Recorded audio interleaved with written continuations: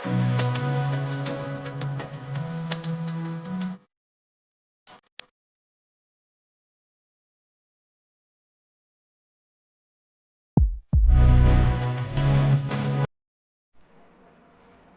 માતાજી, તો સ્વાગત છે તમારું મારી ચેનલમાં. અને આજે હું બનાવવાની છું નાનખટાઈ. તો એના માટે મેં બધી ઇન્ગ્રીડિયન્ટ્સ રેડી કરી લીધી છે.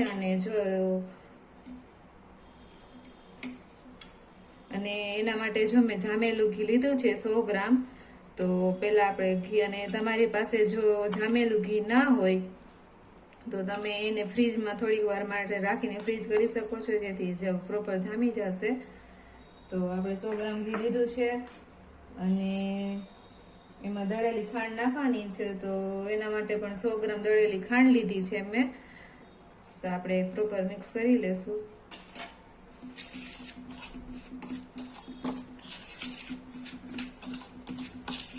અને ખાંડ અને ઘીને એકદમ પ્રોપર મિક્સ થઈ જાય એ રીતે હલાવવાનું છે.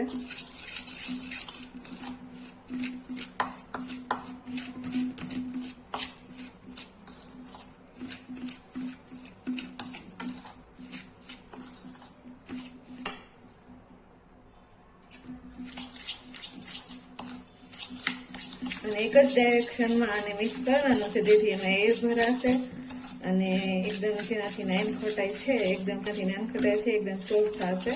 તો આપણે એક જ ડાયરેક્શનમાં એને મિક્સ કરીશું.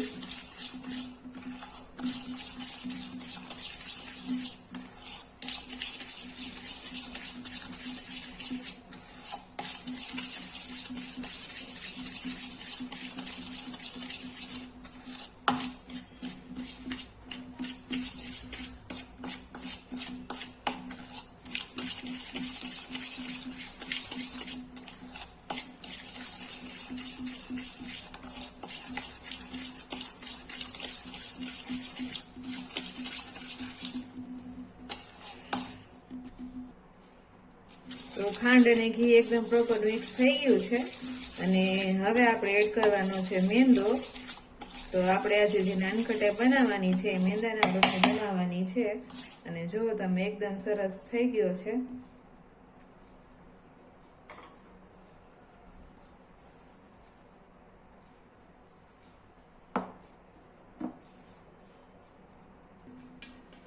તો હવે આપણે એડ કરી દઈશું મેંદો.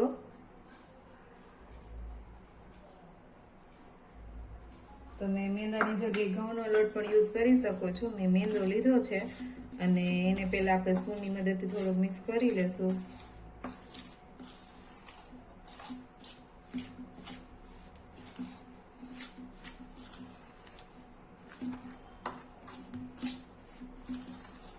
હવે હાથ વડે બાંધી લેશું આપણે, અને બહુ મસળવા.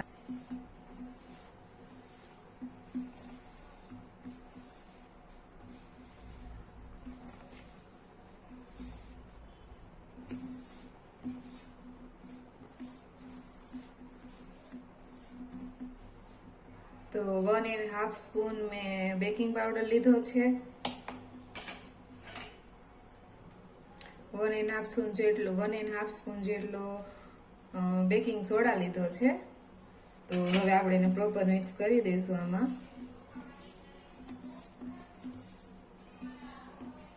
અને લોટને હવે પ્રોપર મિક્સ કરવા માટે આપણે દૂધ થોડુંક એડ કરીશું, જેથી કરીને લોટ સરસ બંધાઈ જાય.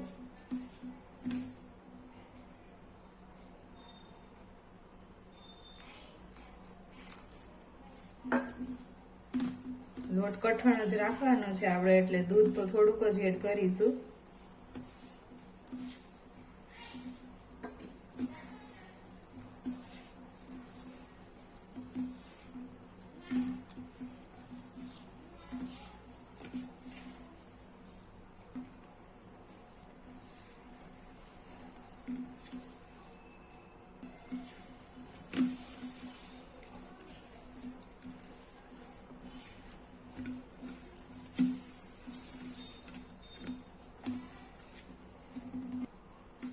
તો લોટ આપણો બંધાઈને રેડી થઈ ગયો છે. અને કઠણ જ લોટ રાખવાનો છે. તો જો આ રીતે બંધાઈ ગયો છે. અને આપણે હવે એને 10 મિનિટ માટે રેસ્ટ કરવા મૂકી દઈશું. થોડી વાર ઢાંકીને આપણે મૂકી દઈએ રેસ્ટ કરવા માટે. તો લગભગ 10 મિનિટ જેવું થઈ ગયું છે અને આપણે ખોલીને જોઈ લઈએ.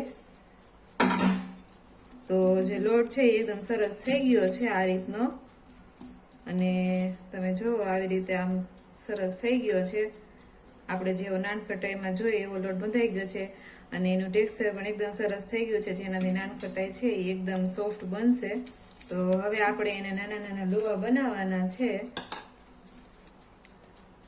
આ સાઈઝના લુવા બનાવવાના છે. તો આપણે નાના નાના લુવા બનાવી નાખીએ.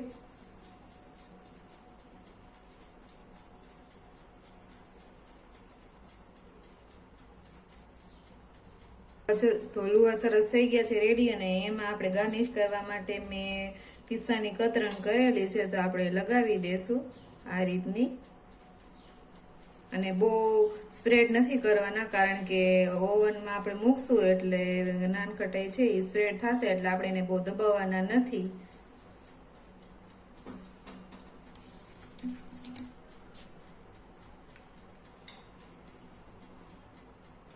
તો આપણે નાનખટાઈ આમાં બેક કરવાની છે, તો પહેલા એને ઘીથી થોડુંક સ્પ્રેડ તો આમાં ઘી પહેલા લગાવી લેશું.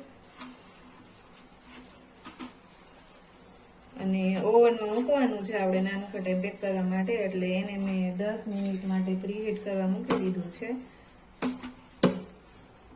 અને નાનખટાઈના જો નાના નાના લુવા બનાવી લીધા છે, અને આપણે આમાં ગોઠવી દેશું. એ થોડાક લુવા વચ્ચે જગ્યા રાખશું, જેથી કરીને બેક થાય એટલે સ્પ્રેડ થશે, એટલે એકબીજાને ટચ ના થાય.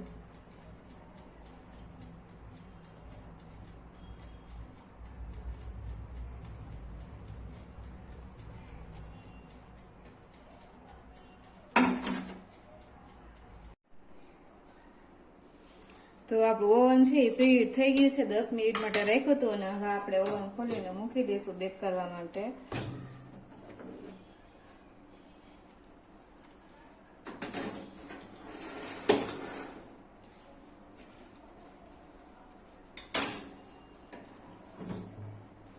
તો મેં 18 મિનિટ સુધીનો ટાઈમ સેટ કર્યો છે.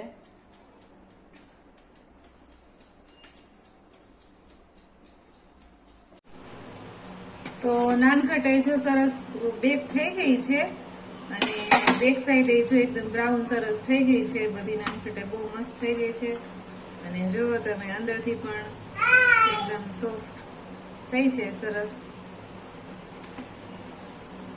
તો આવા જ વિડીયો જોવા માટે વિડીયોને લાઈક કરજો, ચેનલને સબસ્ક્રાઈબ કરજો, શેર કરજો, અને ફરી મળી નવા બ્લોગમાં નવા વિડીયો સાથે. ત્યાં સુધી જય માતાજી.